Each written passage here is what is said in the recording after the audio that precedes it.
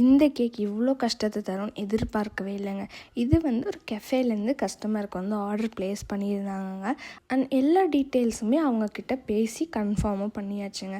அவங்க வந்து chocolate cake தாங்க ஆர்டர் பண்ணியிருந்தாங்க. ஸோ நம்ம சாக்லேட் எல்லாம் ஃபில் பண்ணி அண்ட் நீட்டாக பக்காவாகவும் பண்ணியாச்சுங்க. அண்ட் கலர் டிஸ்கஷனுமே நம்ம பண்ணிட்டோம், லைட் கலர்ஸ் தான் வரும் அப்படின்னு சொல்லிட்டு.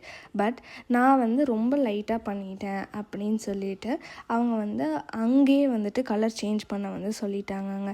ஸோ ஆப்ஷனே இல்லாமல் அங்கே வந்து கலர் சேஞ்ச் பண்ண வேண்டிய நிலமை இருந்தது. கெஃபேனால அவங்க வந்துட்டு விப்பிங் க்ரீமும் வந்துட்டு மற்ற எந்த டூலுமே இல்லைங்க, கலர் மட்டும் தான் கொடுத்தாங்க.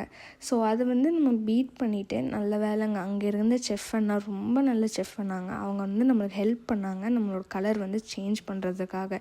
ஸோ அந்த அண்ணா வந்து ரொட்டேட்டிங் டேபிளே இல்லாமல் நம்மளுக்காக வந்துட்டு பண்ணி கொடுத்தாங்க. இது தாங்க லாஸ்ட் அவுட்புட். பார்த்துட்டு எப்படி இருக்குன்னு சொல்லுங்கள். ஸோ நெக்ஸ்ட் வீடியோவில் பார்க்கலாம். Tata by.